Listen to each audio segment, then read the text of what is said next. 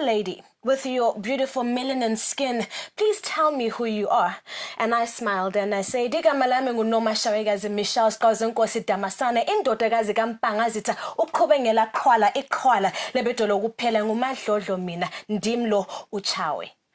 Umadlodlo on Identities Umhlobo Nyari, your show that talks about your social, economic, and political issues. And today, Obulawayo, we're talking about the arts in Matabeleland. And I have beautiful Lady Chawe and Kgosi Nyati, the son of the famous Patisa Nyati. Welcome, people, to the show. Thank you. Thank you for having us. Fantastic. Lady Chawe. Yes. Tell the nation about yourself. So Lady Chawe is a passionate performing artist. I like to gloat a bit because I believe I'm an award-winning actress. So yeah, really? man. Yeah, Tell us about the awards, girlfriend. So I got a BAA award for Outstanding Theatre Actress last year. What is BAA? Bulawayo Arts Awards. So we have our awards here in Bulawayo, right, and centered in celebrating people from Bulawayo. So you may not necessarily reside here in the City of Kings, but you're doing outstanding work in terms of the arts and entertainment industry. So I was privileged and honored to be awarded with Outstanding Theatre Actress in the past year. And yeah, I'm a lover of art. Art is me. I believe I live and breathe it, and everything that I am exudes artistry. I can attest to that, and I think the nation is attesting to that right now, girl. Thank you. You are rocking the arts. You actually, I think it's people like you who actually give the meaning of art that it gives us life, because you have just electrified the set right now. I feel on fire. Kgosi, Great. Yes, tell us about yourself. Thank you very much. Well, I'm a Bulawayo boy, currently working as a cultural manager at Amagugu International Heritage Center. We are a cultural space in Matopos. Our desire is to facilitate preservation and promotion of indigenous cultural heritage, package the Zimbabwean story, and tell it to the rest of the world, making sure that our rural communities also participate in the cultural life of their communities. Wow, I think you've just summed up a lot of questions that I had, because I know you are the son of Babu Patisa Nyati, who's been quite legendary in contributing to the arts from Matabeleland and also in the country. Yep. And now it makes me feel happy to know that there is a cultural center, Amagugu, Ematobo, which is packaging the Zimbabwean, the Matabeleland and the Zimbabwean story to the world. As a son of a veteran culturalist, artist, a writer, your dad is also a writer. What made you into the arts? What drew you into the arts? Well, you will have to appreciate that being a son to Patisa means I grew up in a very artistic background environment. And as they say, the fruit never falls far away from the tree, something like that. So I guess that applies to my case. Right. Of course, that is the positive side of things, but being a son to a so-called legend has its own patterns as well. Right. When you did the introduction, you said son too.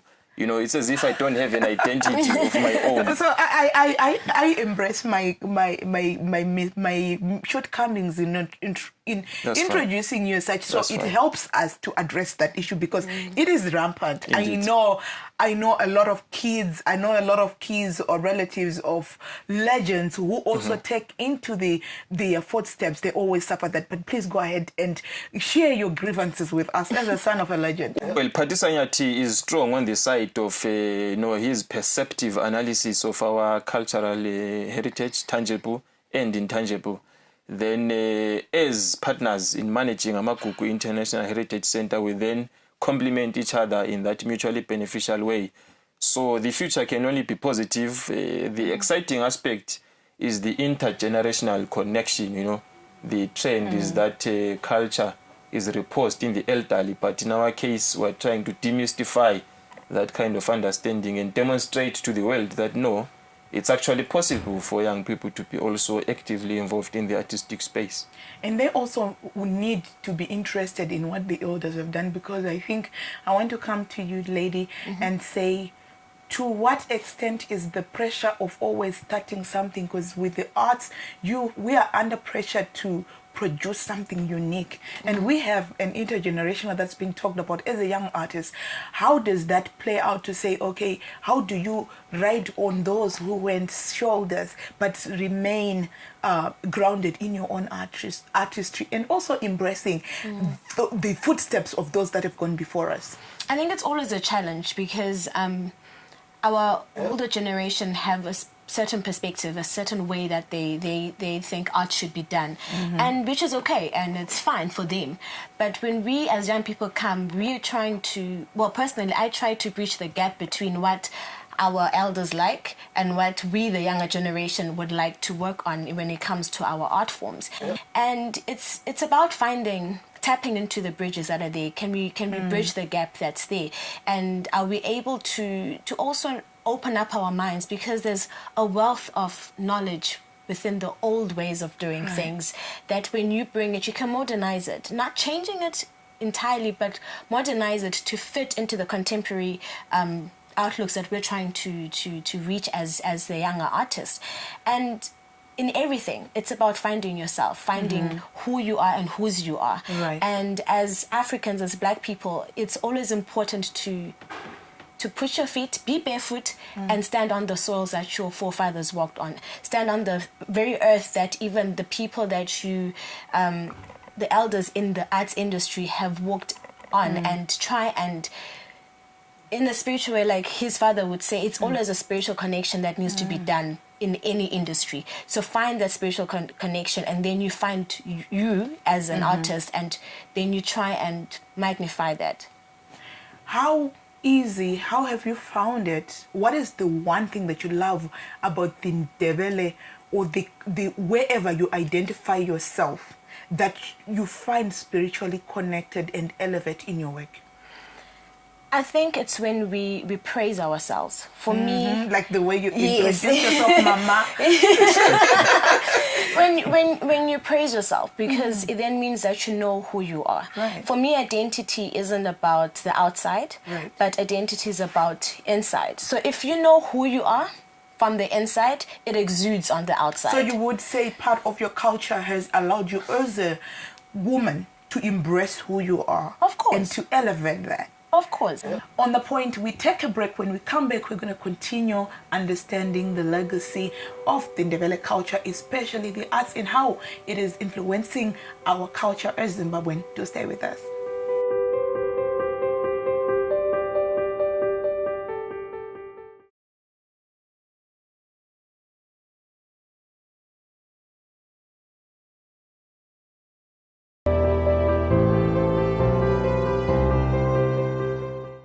Welcome back on Identities Umhlobo, your TV show that's talking about the arts in Zimbabwe today, especially in Matabeleland, where we are focusing on the impact that the arts in Matabeleland has had on our country. In the studio today, I have Khosi Nyati and I have Lady Chawe, who is a poet and multi-dimensional artist.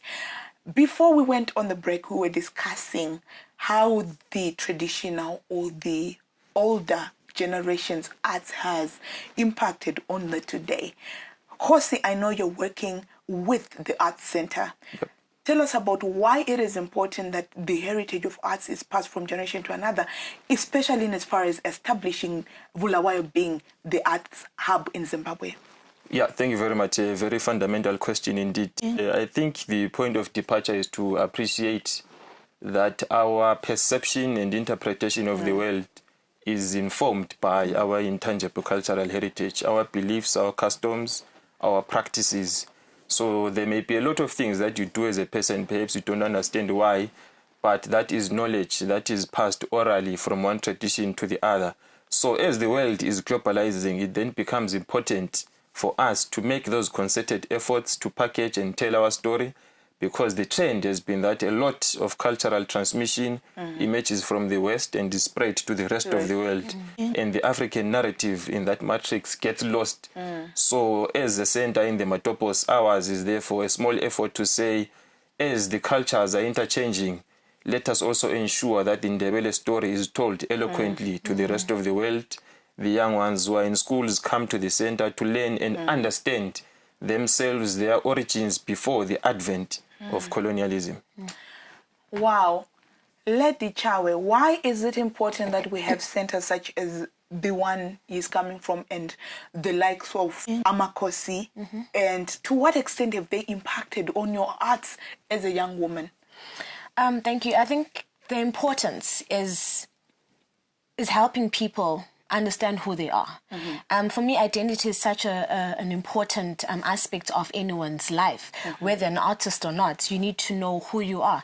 So having these centers, especially like Amagugu, as a Ndebele child myself, it's something that one needs to embrace to actually know who I am. And I'm glad to say even through this, like for me personally, I got to understand my genealogy even better. And I call myself Lozike Light because my genealogy traces back to Queen Lozike. Wow. So for that, it then helps me even shape the way I do my work as an artist. And growing up as a young child, you would always hear of events happening at Amakosi, and you're always keen. I always say to my dad, Papa, can I go? You know? And my dad being an artist himself as well, he was keen to open such doors, to open such avenues for me to learn. What's your dad's name? Good question. you dropped the name, you dropped that. Reverend Paul Bayeta Damasani. Oh, wow. Yes, so that is my father. Right. And ironically, our fathers are both friends. Right. So we have been fortunate to have been raised up in an environment where our fathers opened so many doors for us to not only understand our own culture, but to understand other cultures and how they can affect our own culture. I want to ask you, you mentioned the likes of Amakos, because I grew up in, part of my childhood was here in Bulawayo in the early 2000s, and I always loved dramas from the late Beata Mangete. I know she passed through Amakosi. Who have been inspirational in your journey, and do you remember some of the names that passed through Amakosi? Because I know Amakosi has really been contributing to the culture in this country, not just to the developed people, but to drama and the arts in Zimbabwe. I don't know if they all passed through Amakosi, the people that have inspired me, but there's the likes of Unoma Nkwali, and she was known more for her time in IASA. Right. So not only has Amakosi shaped a lot of artists in the country and in the city, but also other arts groups like IASA, Siaya, Umkati Theatre Works. And from there, that's where I draw my inspiration. There are women like Dudu Manenga, who was a child of Bulawayo, who has also inspired me.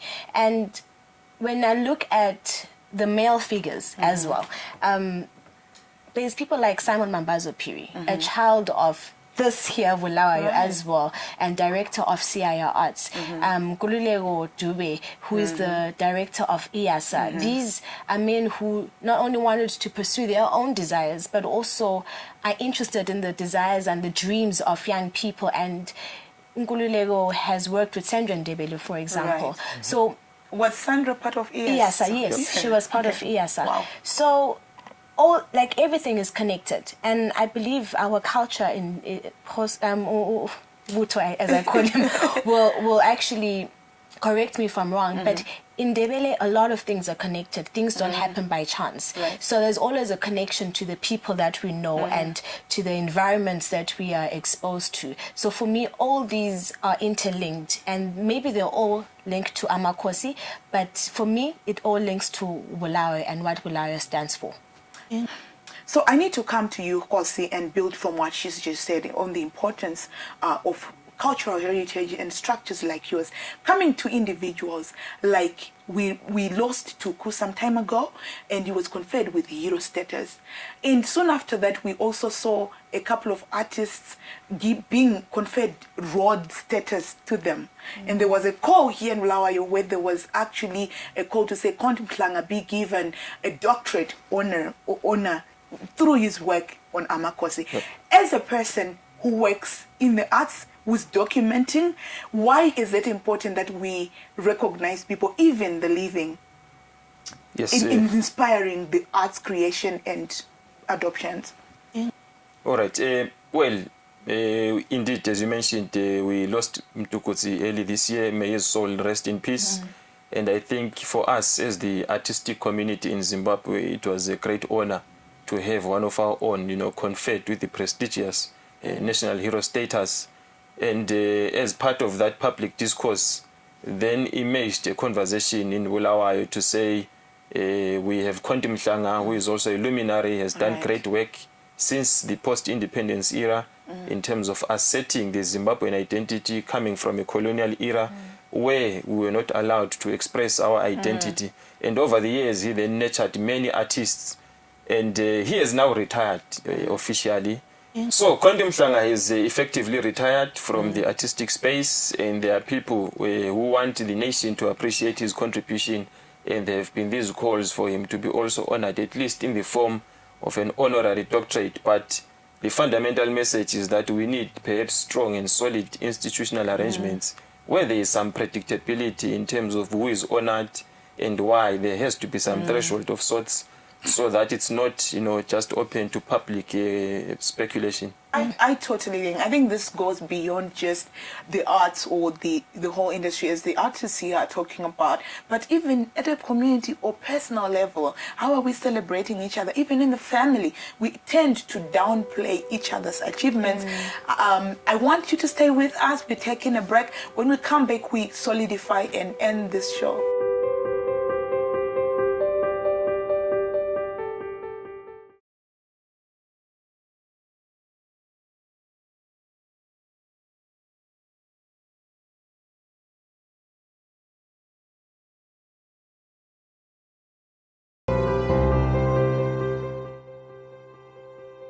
Hello and welcome to your show Identities Umhlobo, where we're talking about the arts industry, but specifically focusing on Matabeleland in the Bulawayo region, where we are saying to what extent has arts in Matabeleland contributed to the establishment of the culture in Zimbabwe. And I'm joined by two young people here who are all swagged up, but who are proud of who they are. And I think you are amazing example of what identity, embracing yourself.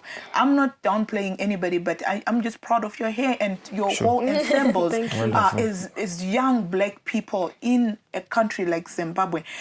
Kosi, what inspires you to work in the arts and to partner with your dad to do what you're doing? Our center has a deliberate rural focus, and that bias is informed by the observation that at least 67% of our national population are in rural communities. And many a time creative expression happens in the cities, urban spaces.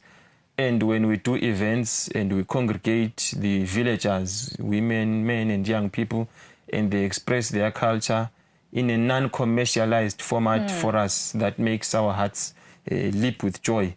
So that is what makes me wake up every morning. Wow, as a young person, just being inspired by commercialization, that's interesting, that's impressive. What inspires you, Lady Chawe? When someone walks up to me, especially when it's a young girl, and says, your poetry or your role in this certain theatre piece touched me, and I would like to try and emulate just a piece of who you are. For me, that gives me a reason to keep on working, keep on producing creative works. For me, it's not always about me. It's about impacting a generation behind me, and also telling them that it's possible. It's possible to shine and to thrive as a woman within the industry. Wow, I'm watching it. I'm watching you and I'm looking at you. You're younger than me and you're already talking about generations. Girl, I'm old. However, are you mentoring other young women behind you? Yes, I am. I recently started a project whereby I'm mentoring young poets, and where I go into the schools with the help of other organizations as well that enable me to tap into the untappable, products, as people would like to term it. And there are young girls and young boys as well. I try to balance the gender. And I mentor them especially in poetry, and how to express themselves through art, through words, through using your body as an art, and through various art forms that I am privileged to have an understanding of. Wow. So I'm going to ask both of you one question. If you were to sit with Minister Kirsty today, what is it that you would like to address as one big challenge for you, and what is it that you'd like to provide as a solution? You can center on Bulawayo or the nation at large.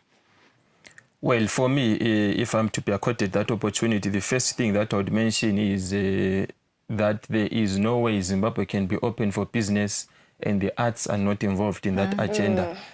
Why that is important is because all the superpowers in this world have concerted investment in terms of supporting the arts to produce content and distribute that content.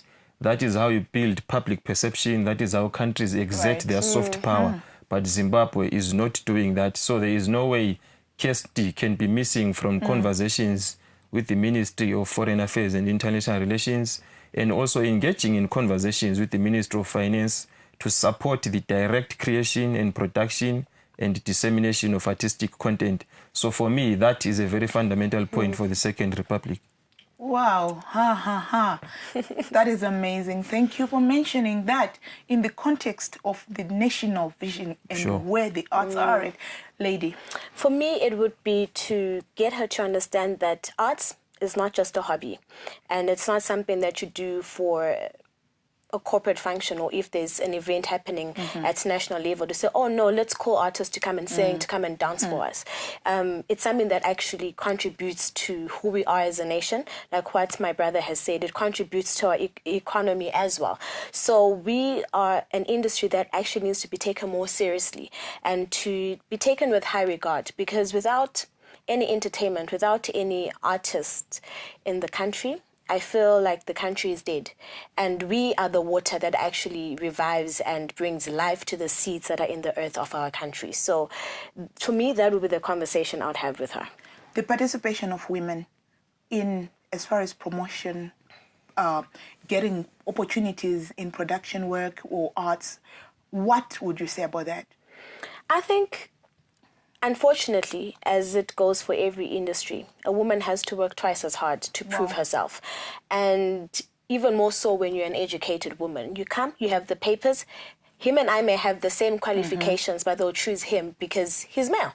And here I am as a woman, and I'm striving to get the same job as him because I'm a woman. So we always have to work twice as hard. Is it difficult to obtain? Not necessarily, because if your worth is there, if you also are determined to get there, women will thrive. And I think right now in Bulawayo, there's a lot of women who are rising up, to they're literally taking the bull by its horns and saying, hey, I'm here, you're going to look at me, you're going to work with me, whether you like it or not, and I'm here to stay, because we now know our worth, and we now know that we're capable of actually achieving the same goals, even as our male counterparts.